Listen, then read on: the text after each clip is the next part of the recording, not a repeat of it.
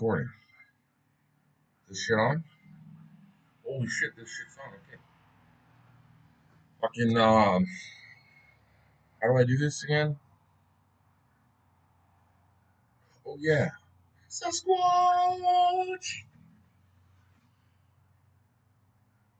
I mean, you guys can't see me do this. But I am kind of glutton for punishment. So, here we go. What's up, y'all? Sasquatch. Y'all tuning in. We are gonna go over one of my all-time favorite books. I put this book through hell. But that's kind of the book that it's meant to be, the one you take with you when you're going through hell. It's called The Subtle Art of Not Giving a Fuck. Once you understand that concept, you really understand why I do what I do. See what I say? And guess what? I practice this shit every day. That being, like I said, the subtle art of not giving a fuck. So, chapter one. Although I should probably give credit to the author, Mr. Mark Manson.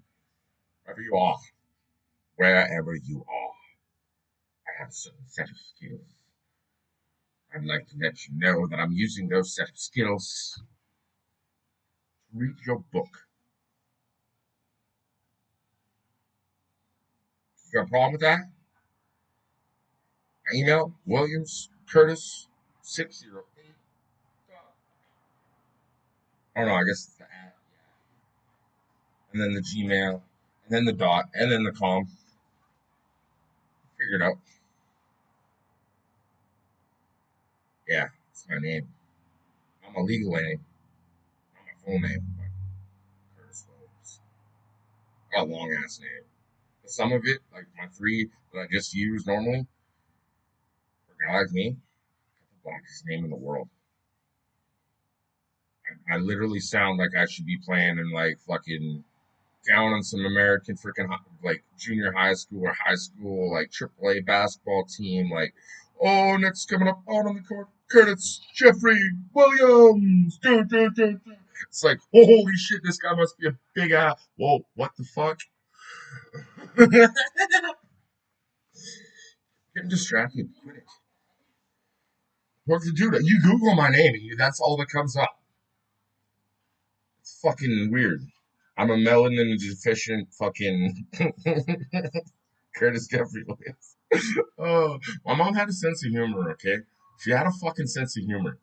I'm continuing to keep finding that out, even now that she's gone. It's just like, you have left some pretty funny fucking yokes for me to pick up after you. Oh, yeah, that's right. Chapter one. Don't try. Don't. Don't fucking do it. Stop it right fucking now. Stop fucking trying. Don't try. And I know there's no quote underneath this, but I'm just gonna add this for my own context because it really should be there, which is the Yoda quote: "Do or do not.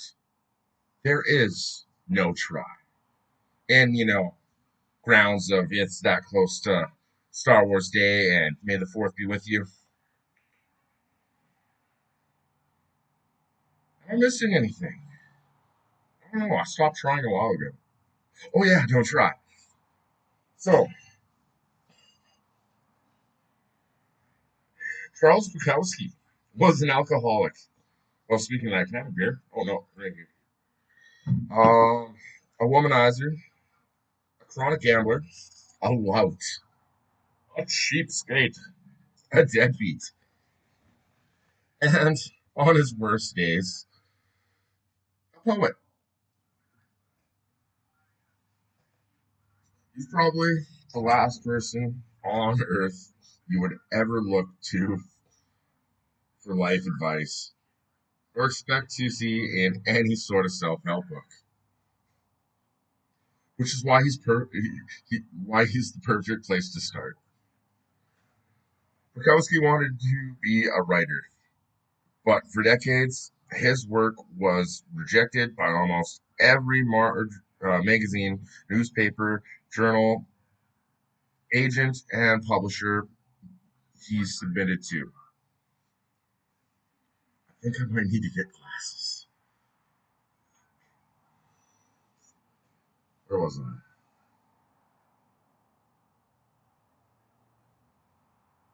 God damn it. Ah, there we go. I know. His work was horrible, they said. Crude, disgusting, depraved. And as the stacks of rejection slips piled up, the weight of his failures pushed him deep into an alcohol fueled depression.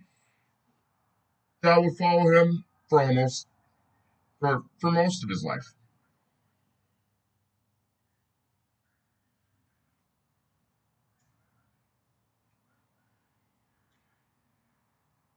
Bukowski had a day job as a letter filer at a post office.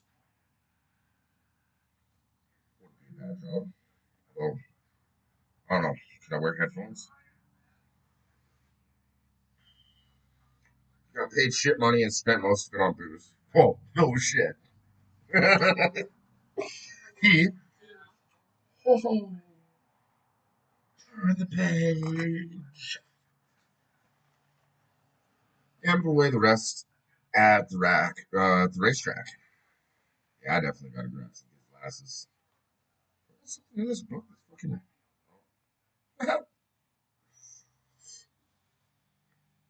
Hey man, this is real. This is legit. This is how I am. I'm reading the fucking book. Everybody shut the fuck up. Don't be judging me now.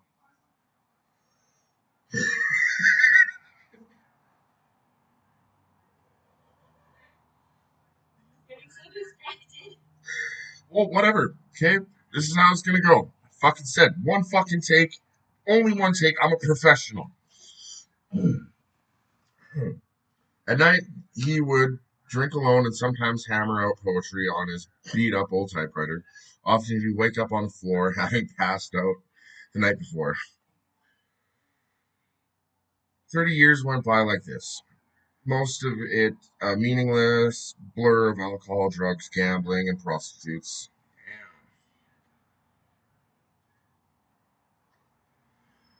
Then when Burkowski was 50, holy shit, man, I gotta wait that long? If I peak when I'm 50, I'm gonna be pissed. I'm already 30. Like, I should be fucking. No, whatever. Don't complain. Stop complaining. Read the book. Read the book. Yeah. Quit giving a fuck. Then when Bukowski was 50, after a lifetime of failure and self loathing, you need that to make poetry, okay? Fuck. If the poet wasn't miserable in the first place, would you really listen or read his fucking work? No, because it's misery that makes this beautiful dark art and like whatever. Tangent. Fucking back to the book. I guess technically, if I don't add my own insight into it, then it's not really like plagiarizing or whatever. I'm not infringing on any kind of copyrights, or I hope not, because I'm adding my own subtext. Yeah, because it's in my opinion. Aha! Monetize me all you want, though. Fuck you. I don't need to make money off this shit.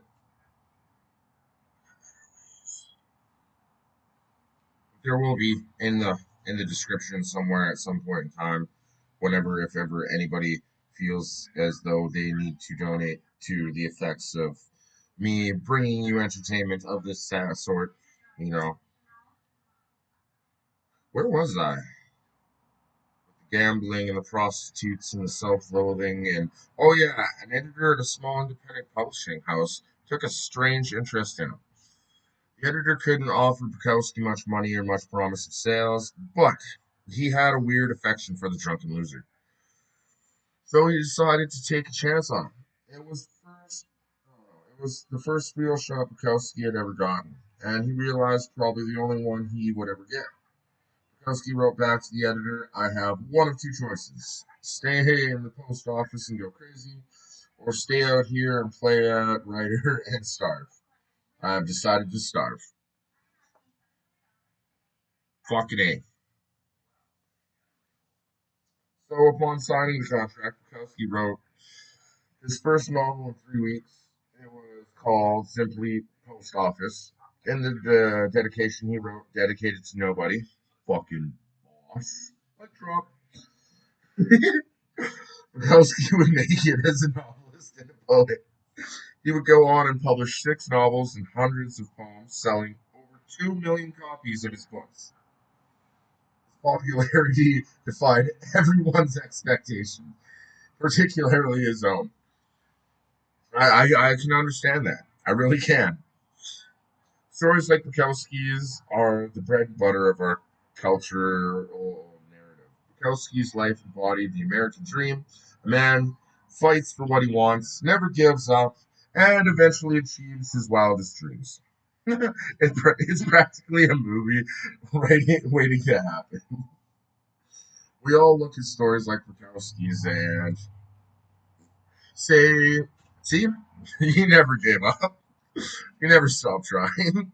He always believed in himself. He persisted against all the odds and made something of himself. It is then strange that on Bukowski's tombstone, the epitaph read, Don't try. But it, see, despite the book sales and the fame, Bukowski was a loser. He knew it, and his success stemmed not from some determination to be a winner, but from the fact that he knew he was a loser, accepted it, and then wrote honestly about it. He never tried to be anything other than what he was. This is sinking in. I'm fucking reading this for myself. I've read it a million times. The genius in Bukowski's work was not in overcoming unbelievable odds or developing himself into a shining literary light. Or, yeah, I don't know if I pronounced that right the first time. I have a problem with some words. You will find out.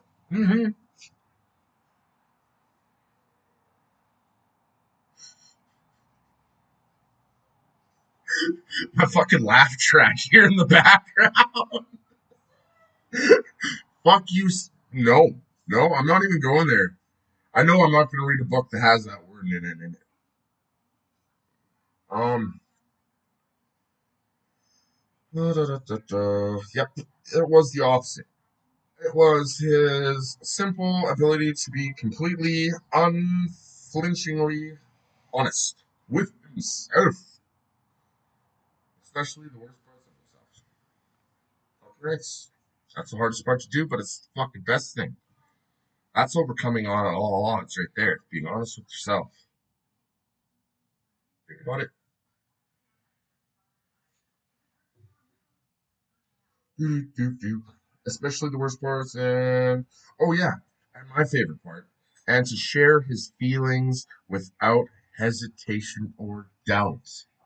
Sasquatch! This is the real story of Bukowski's success. His comfort with himself as a failure. Bukowski didn't give a fuck about success. Ain't giving no fucks in this. Even after his fame, he still showed up to poetry readings, hammered, and verbally abused people in his audience. Yep, I like. There's a reason why I chose to read this book because, in all honesty,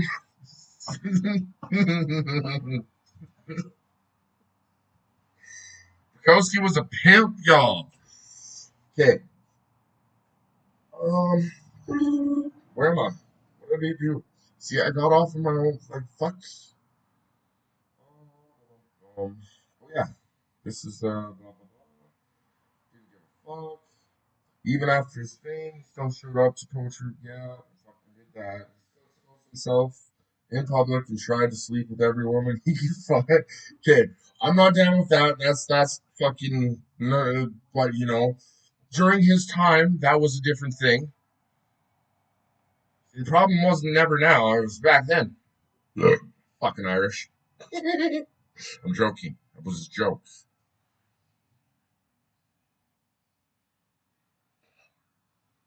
Even after his fame, he still showed up. Blah blah blah. No, fame, success didn't make him a better person, nor was it to be by becoming a better person that he became famous and successful. Self improvement and success often occur together, but that doesn't necessarily mean they're the same thing.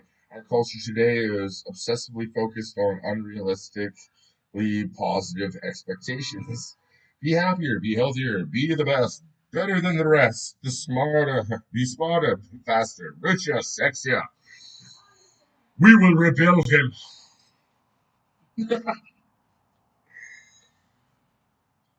More popular, more productive, more envied, and more admired. Be perfect and amazing and crap out 12 carat gold nuggets. This is actually like fucking. I'm not like I'm adding my own insight, but it's in there. Fucking 12 carat nuggets before breakfast each morning while kissing yourself. You ready, spouse, and 2.5 kids goodbye. Oh man. Then fly your helicopter to your wonderfully fulfilling job where you spend your days doing incredibly meaningful works that likely to save the planet one day. Oh man. But when you stop and really think about it, conventional life advice, all the positive and happy self-help stuff we hear all the time, is actually fixated on what you lack. Preposterous. No, it lasers in on what you perceive your personal shortcomings and failures to already be, and then emphasizes them for you. You learn about the best ways to make money, blah blah blah, make you feel blah blah. Don't have enough money, blah blah. Already stand in front of the mirror and repeat affirmations saying that you're beautiful because you feel as though you're not beautiful already. You follow dating relate. This is relatable fucking advice, blah blah blah, because you blah. You're unlovable already. You try goofy visualizations, exercises, and yeah, self help, but crap, fucking. But ironically, this fixation on the positive and what better, what superior, only serves to remind us over and over again of what we are not and what we should have been but failed to be. After all, no truly happy person feels the need to stand in front of a mirror and recite she's happy, he's happy, or they're happier. Fucking whatever your fucking pronoun is, they just are.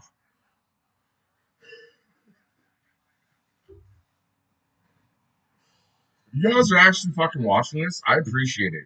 I'm just letting you know right now, like another little pause to this, like if you're still fucking going through this, like,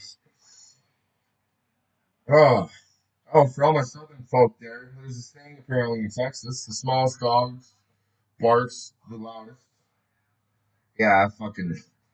There's a saying that Curtis here has, and this. Yeah, no, the smallest dog does bark the loudest. I've been saying that since. Oh, a confident man doesn't feel the need to prove that he's confident. A rich woman doesn't feel the need to convince anybody that she's rich. Either you are or you are not.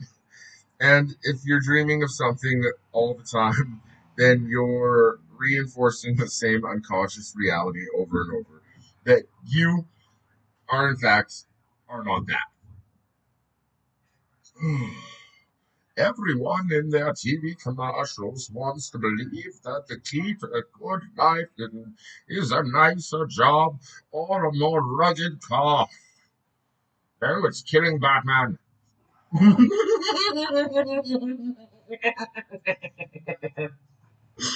Oh, where did you come from, Joker? I'm doing a solo cameo.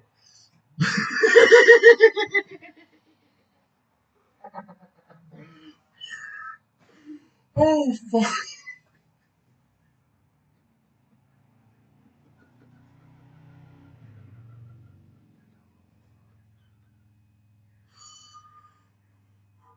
Okay, I'm good. I'm good.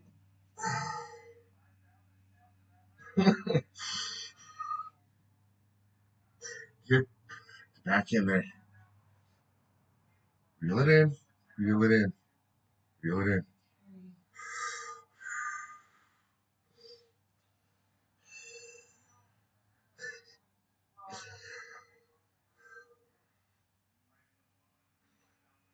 Where was I? A nicer job?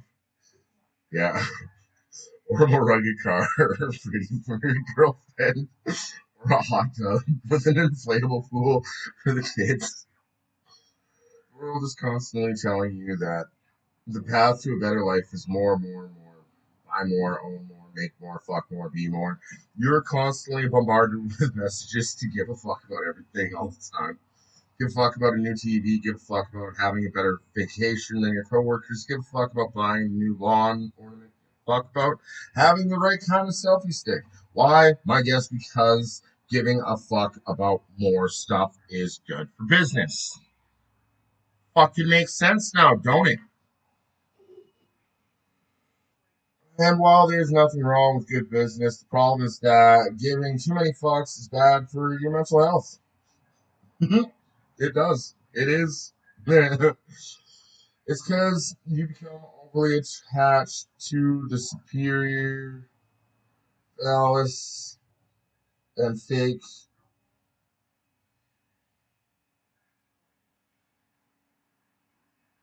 Oh, superficial and fake.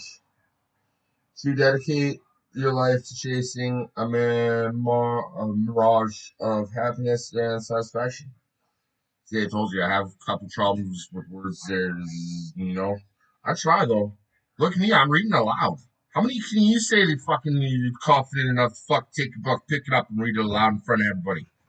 Fuck you. Hmm. Where was I?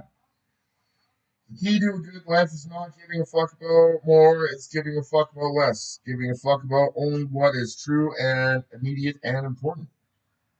Boop. So that's like the first little segment of the first chapter. The second segment. Oh, so this is, don't try. And then, second little part here, the feedback loop from hell.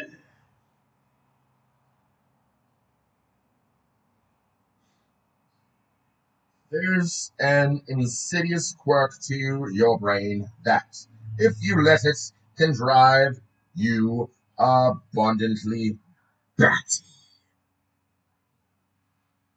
Tell me if this sounds familiar to you. Turning the page. Man, we're only on like, damn.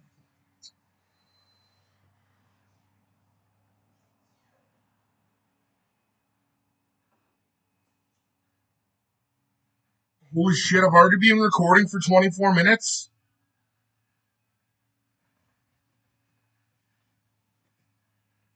How much longer of this do we got?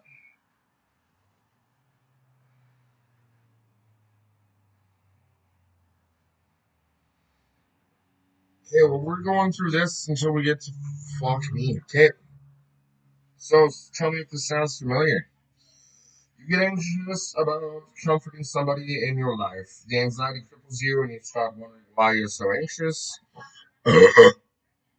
Now you're becoming anxious about being anxious. Oh no, doubly anxious. Now you're anxious about your anxiety, which is causing more anxiety. Quick, where's the whiskey? Fuck that's yeah. And I'm all out of whiskey. Um, or let's say you have an anger problem. You get pissed off at the stupidest, most insane stuff, and you have no idea why.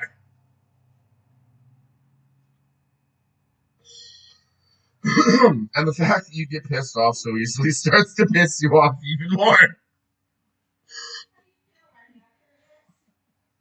I feel a little called out. Well, that's why I chose to read this book, okay? You want to learn about me? Here we fucking go. Oh, and the fact that you get pissed off so easily starts to piss you off even more. And then in your petty rage, you realize that being angry all the time makes you a shallow and mean person. And you hate this, and you hate it so much that you get angry at yourself. Now look at you. You're angry at yourself, getting angry about being angry. Fuck you, wall. Here, have a fist.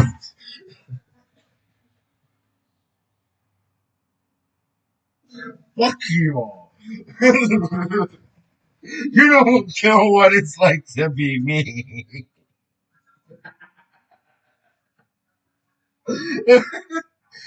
Oh man. Or you're so worried about doing the right thing all the time that you become worried about how much you're worrying. Or you feel so guilty about or guilty for every mistake you make that you begin to feel guilty about how guilty you're feeling. Or you get sad and alone so often that it makes you feel even more sad and alone just thinking about it. Welcome to the feedback loop from hell. Chances are you've engaged in it more than a few times. Maybe you're engaging in it right now. God, I do the feedback loop all the time. I'm such a loser for doing it. I should stop. Oh my God, I feel like such a loser for calling myself a loser. I should stop calling myself a loser. Oh fuck, I'm doing it again. See, I'm a loser again. Ah.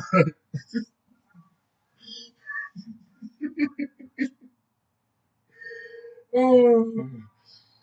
Okay, calm down, amigo. Whew, calm. Believe it or not, this is part of the beauty of being human. Very few animals on Earth have the ability to think cognitive thought to begin with. But we humans have the luxury of being able to have thoughts about our thoughts. That's called critical thinking. So I can think about watching Miley Cyrus videos on YouTube and then immediately think about what a sicko I am for wanting to watch Miley Cyrus videos on YouTube. The miracle of consciousness. Now, here's the problem. Our society today, through the wonders of consumer culture, and hey, look, my life is cooler than yours is social media, has bred a whole generation of people who believe that having these negative experiences, anxiety, fear, guilt, etc., is totally not okay. I mean, if you look at your Facebook feed, everybody there is having a fucking grand old time now, aren't they? Look, 8 people got married this week, and some 16-year-old on TV got a Ferrari for her birthday. And another kid made $2 billion inventing an app that automatically delivers more toilet paper when you're running out. 'Cause damn my butthole is itchy.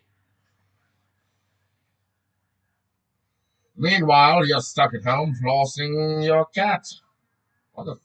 I'm not even gonna do that. And you can't help but think your life sucks even more than you thought.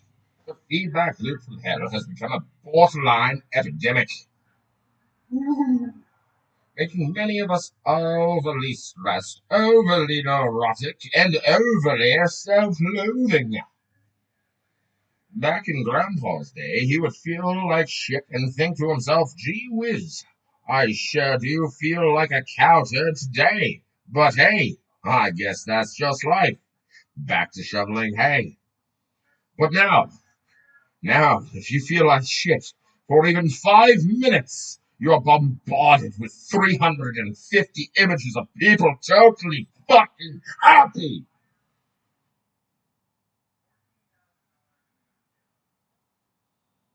I really wish I didn't have to turn a page there. I was fucking on a fucking little shit. and having an amazing fucking lives. It's impossible not to feel like there's something wrong with you. It's like it's this last part that gets us into trouble. We feel bad about feeling bad. We feel guilty for feeling guilty. We get angry about getting angry. We get anxious about feeling anxious. What is wrong with me? What is wrong with me? What is wrong with me? Tell me! This is why not giving a fuck is so key. This is why it's going to save the fucking world. And it's going to save it by accepting that the world is totally fucked and that's alright because it's always been that way and always will be. God damn, that makes sense. By not giving a fuck that you feel bad, you short circuit the feedback loop from hell, and you say to yourself, I feel like shit, but who gives a fuck? Nobody gives a fuck. In reality, the only person that feels like giving a fuck about you feeling like shit is yourself. Fuck, figure it out, bud.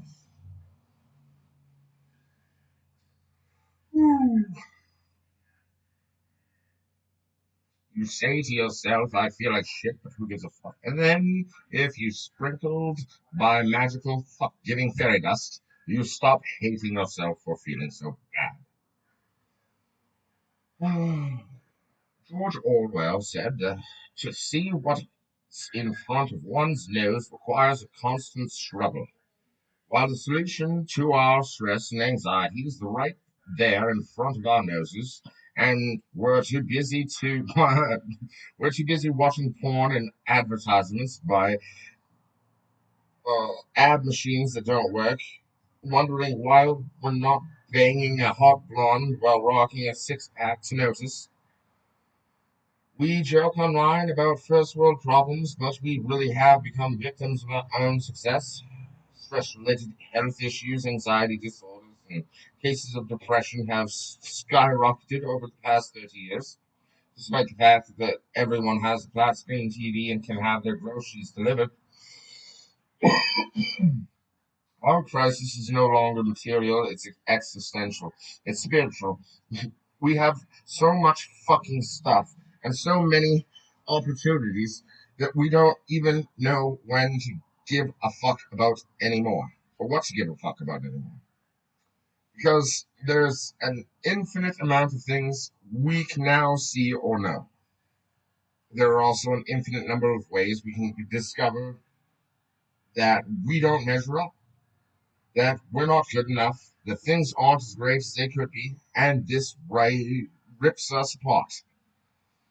Because here's the thing that's wrong with all of the how to be happy shit that's being shared 8 million times on Facebook. In the past few years, here's what nobody realizes about all this crap. Listen, pay attention. The desire for more positive experiences is itself a negative experience, and paradoxically, the acceptance of one's negative experience is itself a positive experience. The desire for more positive experience is itself a negative experience. And paradoxically, I don't know if I said that right, but whatever. The acceptance of one's negative experience is itself a positive experience. This is a total mindfuck, and that's where I'm going to leave it off for now. Because it's been 34 minutes, and I don't expect any of y'all to finish this, but I'm hoping you do. Thanks for watching, everybody. I will finish this chapter. Tune back in. I'm going to try and do 2 a week, and hope you enjoyed watching. As always, Squatch on, Squatch out.